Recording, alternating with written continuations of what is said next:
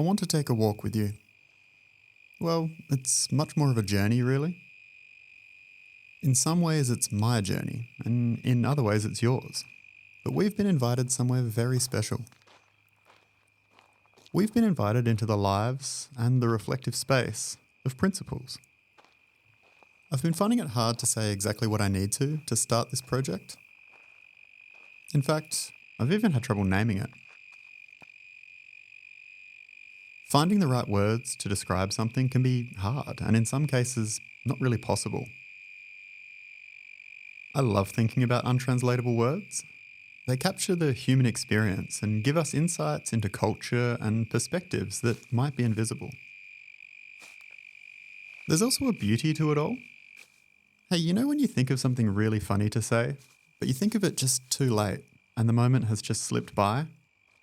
Well, you could say l'esprit de l'escalier, which literally translates to staircase wit.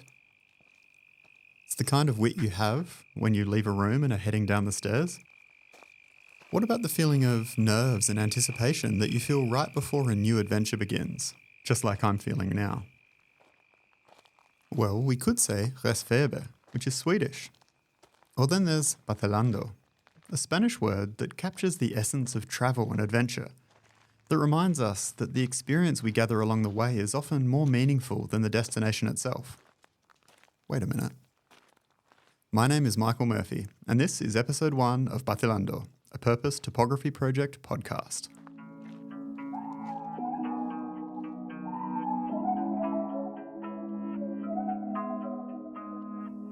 To set off on our adventure, I need to know where to start.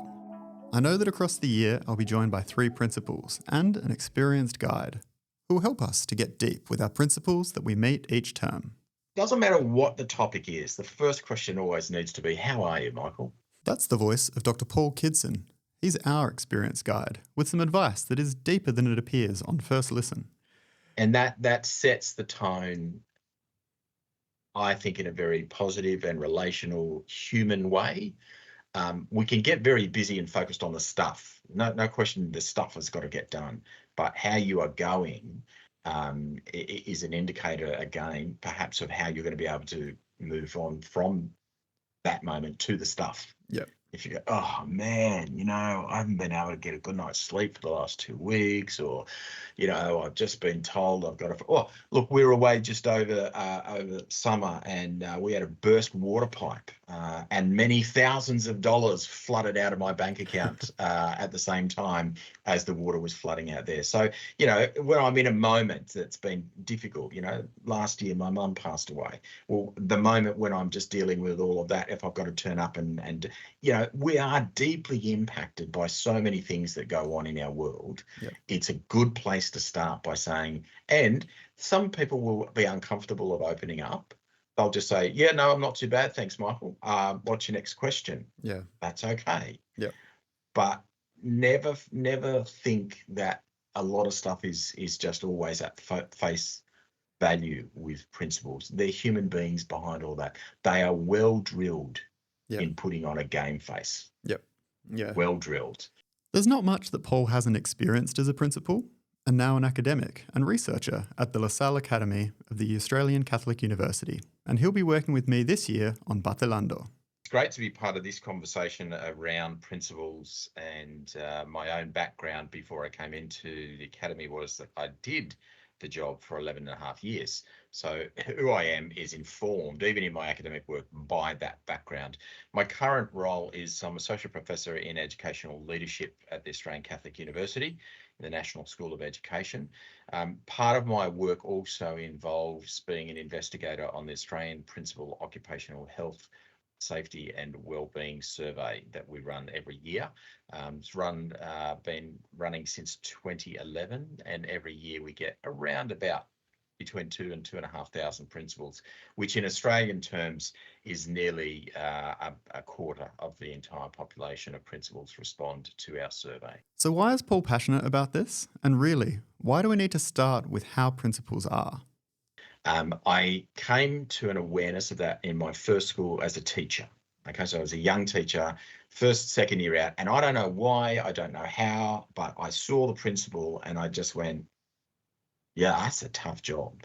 And I made an appointment. He was such a warm, open, caring man. And I made an appointment to go and see him. And he said, What can I do to help? Because that's typically what they do. They get their Yeah. notebook out. They're about to write down what they have to do. And I said, No, nothing.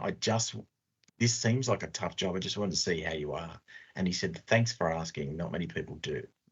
Yeah. And that's why that's always been a driving question for me. Your demeanor changes when you tell me about that question. You might not Mm, realize that it's going on, but it's never, "Hi, Paul, how you going?" It's, "Hi, Paul, how you going?" You mm. you lean forward, you emphasize a different word to you would normally. All right. Well, there you It's go. it's almost like what you're actually saying is, "Cut the rubbish. How are you really going?" Paul laughs, but being invited to reflect with someone is a special invitation that we need to be gentle and respectful of. The genuineness of, no, I'm actually trying to go through that layer because whatever I need to talk to you about or want to talk to you about hinges on how you, maybe not how you respond to that question, but how you're feeling about responding to that question. Yeah, and can I add? Well, firstly, thank you. That's an insight I've not had before, so I'll go and reflect on that a little bit further. But that giving out that principals do is the reason why it's so uncomfortable for some of them is because they're not used to having somebody care, and that's a really, really sad thing. You always have to be on game. You always have to be fronted up as a principal. Anybody else can have a crappy day. Anybody else can turn up and, yeah. Can you imagine the principal turns up at the beginning of assembly and they go, yeah, just be quiet. I've had a bad morning. Yep. I got a No, headache. yeah, that's not a luxury that is afforded there. Yep. And so that's why some will be defensive. It is, and that's, it goes to my fundamental assumption as well, that it is a deeply human calling. Paul goes on to tell us about the foundation of his view on principalship.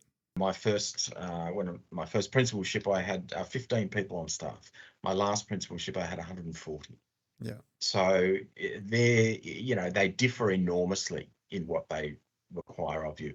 At the bottom of all of that is not structure, but it is relational trust. But one of the reasons that we're here is because things aren't easy. And the trends across principalship in Australia aren't suggesting that we're on the right track. Paul's research surveys principals across Australia, and he's been doing so for years. Last year, in our research, we sliced and diced the data by career stages. Mm-hmm.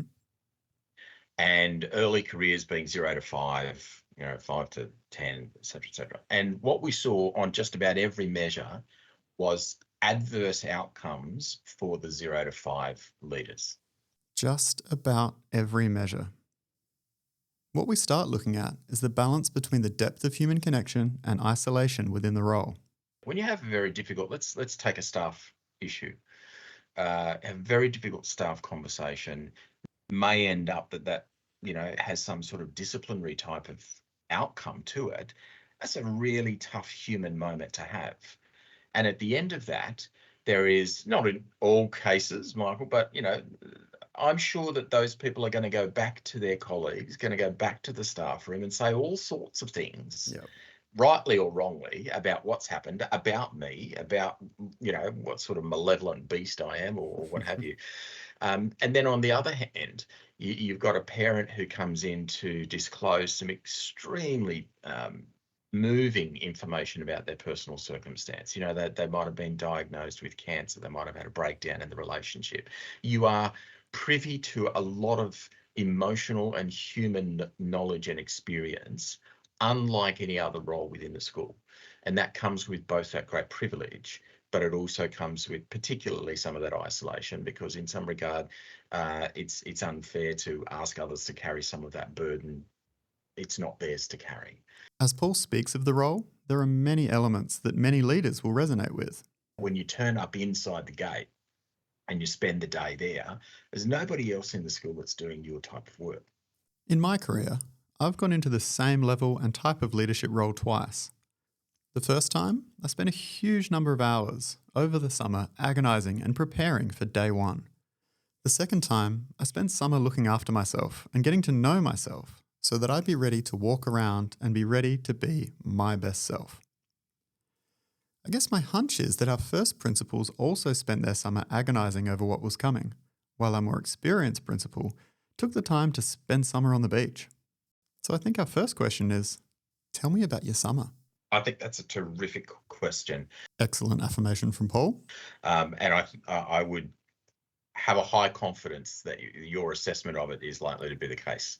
So we want to explore alongside these principles what their focus is as they prepare for day one. I think that's a really, really important thing. There's 587 things that you could do on day one. Yeah. You're going to need to work out which ones that you're going to spend your time doing. And what you spend your time doing is probably going to be a reflection of what's important for you. And hence that's the why question. Yeah. Yep. Right? Okay. If I remember again, one of my principalships, the day that I was introduced to the staff, it's an awkward moment. I've never done kind of blind dating, but it feels a bit like what I imagine that must be. And I wandered around, and there was this lady who just, she was recovering from having sprained her ankle or damaged a tendon in a foot or something like that. And so I went over in the staff room, and those really awfully sized chairs that are kind of like they're almost getting towards being a semi-bed. She was reclined on one of those, and I just wandered over to her and I bent down and I said, "Oh, hi, I'm Paul. What's your name? Tell me about." And for the entirety of the time since, we still remain. I mean, I haven't worked with her for many, many years now, but she refers to that moment as a very significant indicator to her about what she was expecting from me.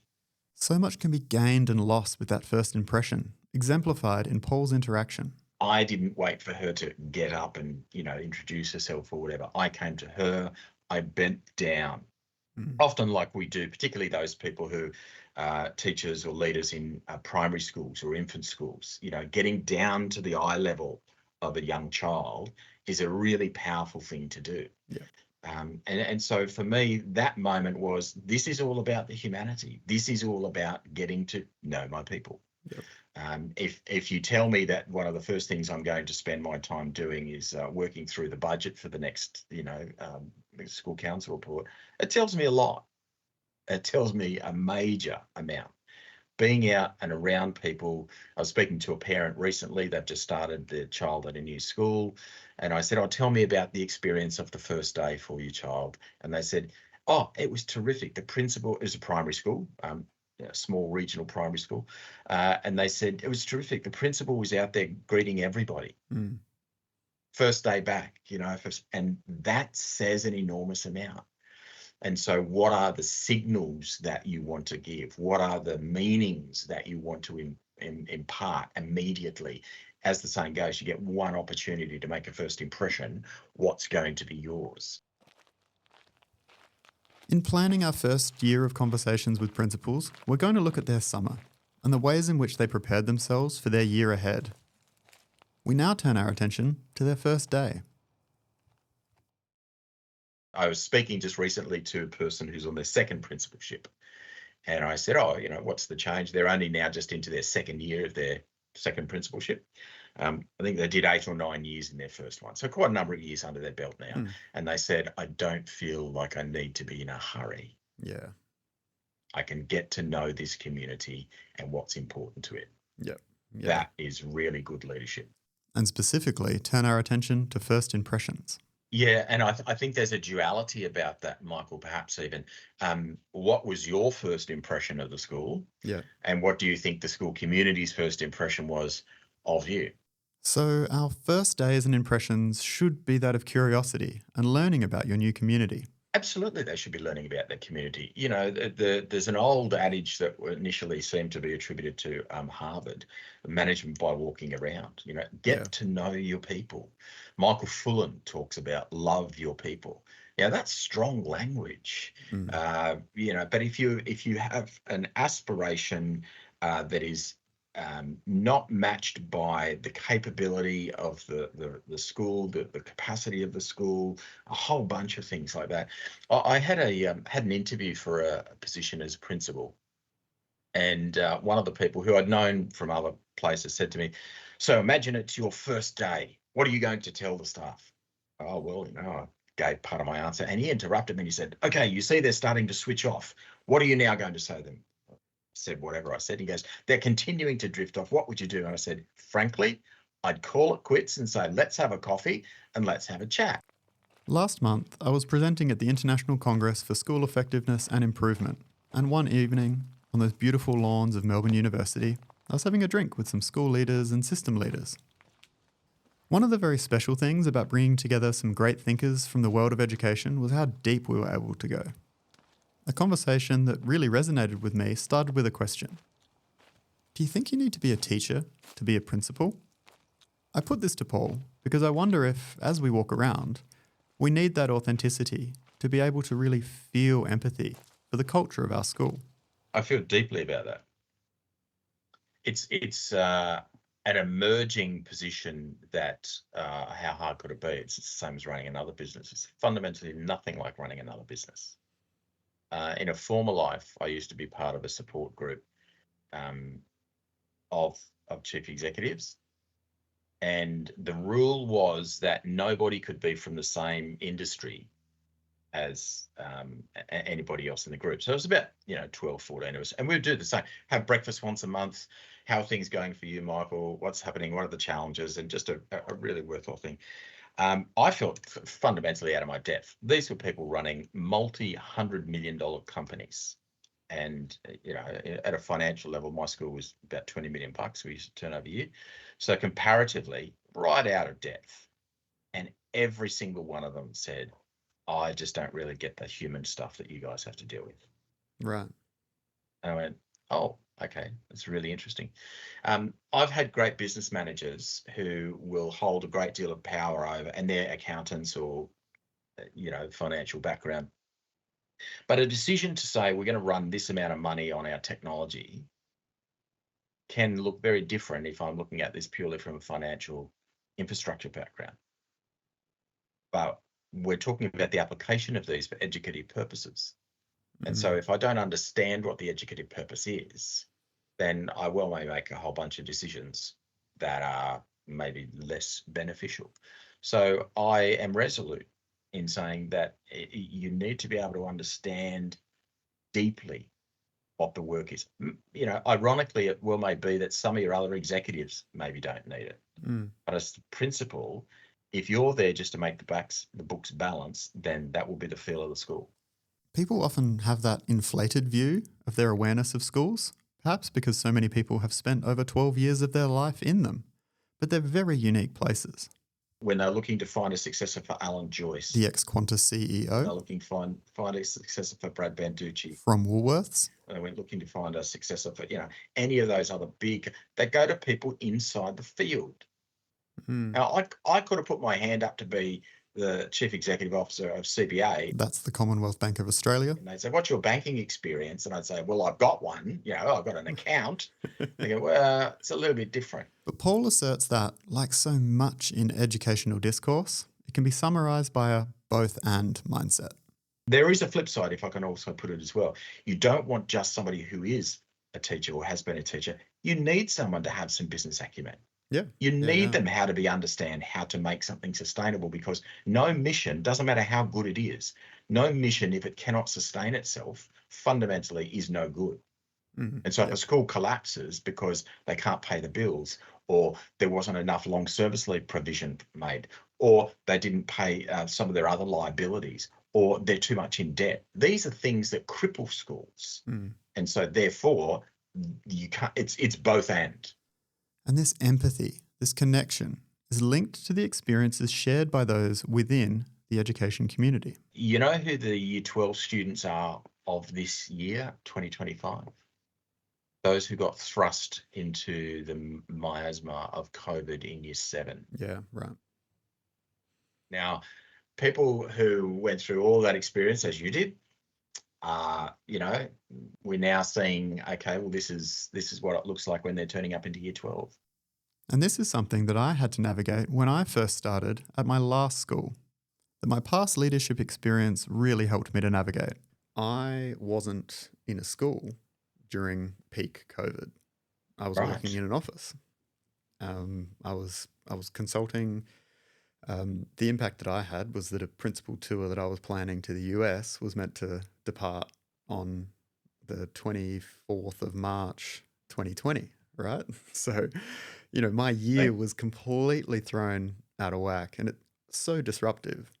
And, that was a huge moment in my career in the sense that what I thought I was doing, spending a couple of weeks on the east coast of the US, learning, leading, all of those things. But when I got into the school that I ended up working at, I hadn't been through what every one of those teachers had been through. Good point. And I couldn't really empathize with them in that sense Mm, of, truly feel it, because it's not the kind of thing they go, oh, I've had something similar. For a lot of people, no one had ever just felt anything like this.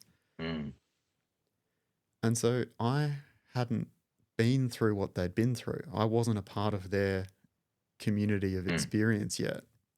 mm, And I was super lucky in the sense that this was the second time I'd gone into a leadership role at a new school, because I knew not to think that I'd been a part of it. I, you know, the first role I would have gone in and it would have been an absolute mess, because I'd been like, oh, I had 2 weeks worth of isolation as well. I know this. mm. But this, I was like, I have no idea what you went through and what this is like. But I want to be a part of your next challenge, your next success. That's what Mm. I do want to be a part of. And yeah, do you need to do you need to feel it? Do you need that authenticity? I think yeah, in a lot of ways you do. And we're on a path in this project where we're using deep questions to get to know our principals and what they know about themselves and their communities. Your strong empathy that came through your comment just then. I haven't been through what you've been through, but how can I help you succeed next time round?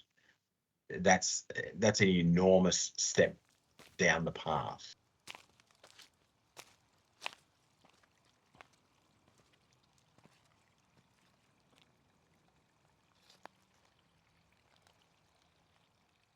When you break it down more granularly, that is going to be very highly contextualized. And so that's one of the most important questions. What do you know about your community? What are its needs? What are its concerns? What are its aspirations? What are the difficulties? If you like, where are the skeletons? What is it that's actually the most driving heartbeat of this community? And how well do you know it? I've had the privilege of mentoring a number of my staff who have gone on to principalship. And every time they would come to say, oh, look, I'm really interested in this particular job, I'd say to them, what do you know about that community? Yeah. What do you know about the needs of that community? And then I would say, well, what do you know about yourself? And then the metaphor that I used is this a good fitting jacket? We all know that feeling, right? Where things just aren't quite right with the clothes that we're wearing. Will this school fit you and will you fit it? There are too many disasters that litter the history of schools where there's just been a mismatch, where the person that's been appointed comes in and go, oh, I've got a vision for this school and I'm going to do all these sorts of things, and bang, away we go.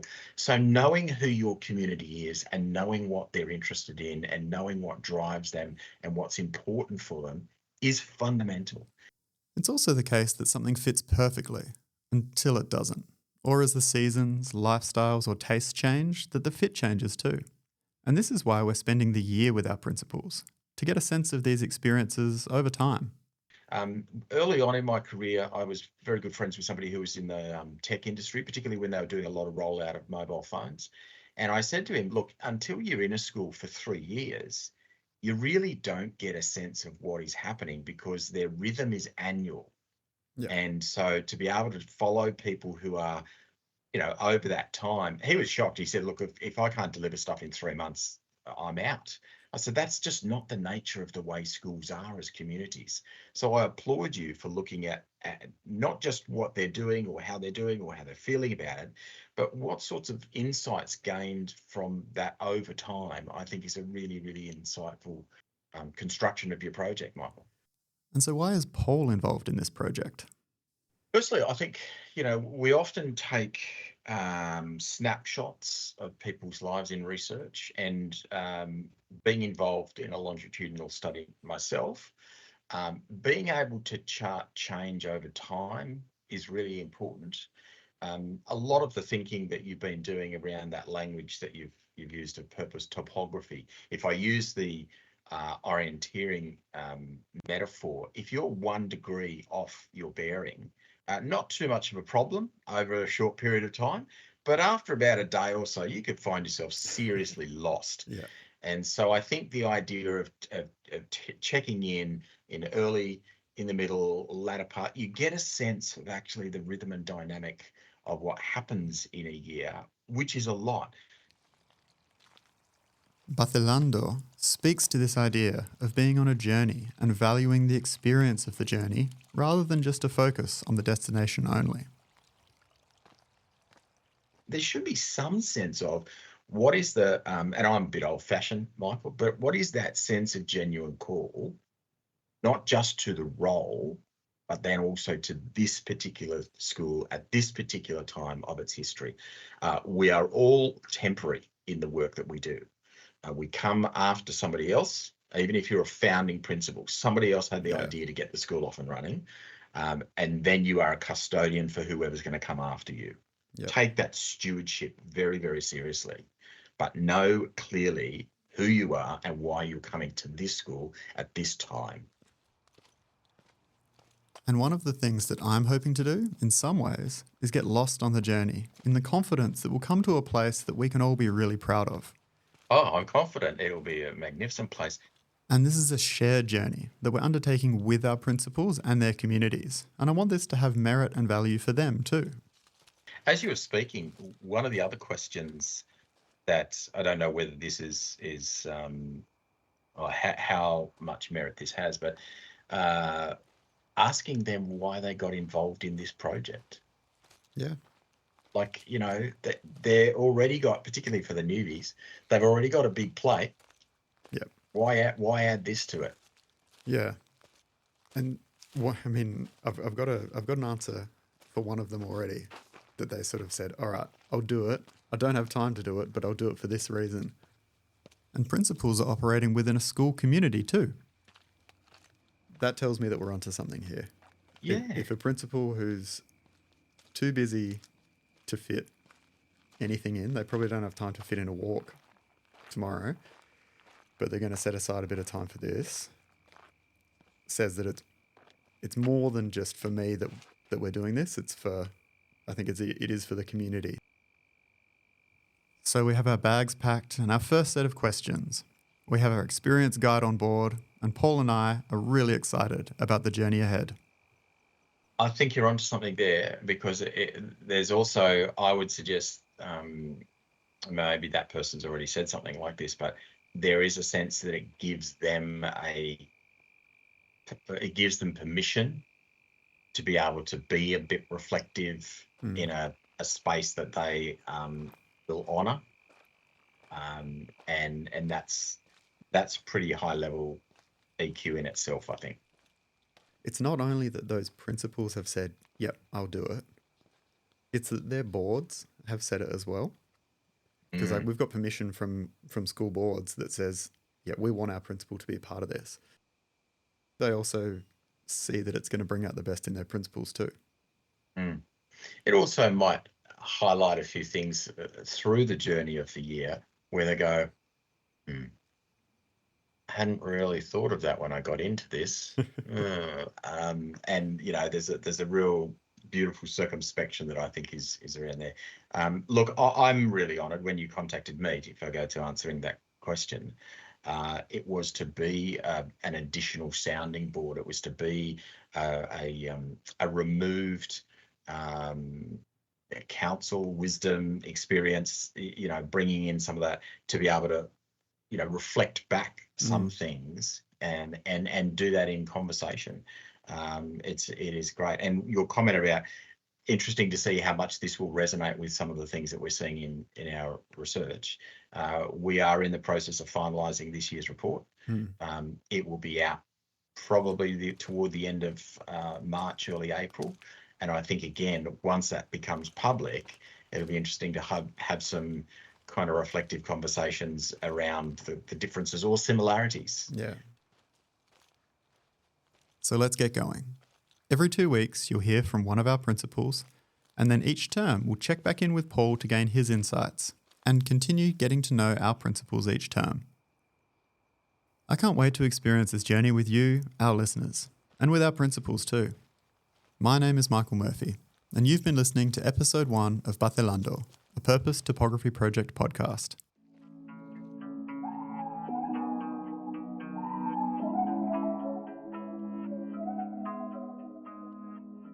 Thank you for joining Dr. Paul Kidson and I today, and again in 2 weeks as we meet our first principal.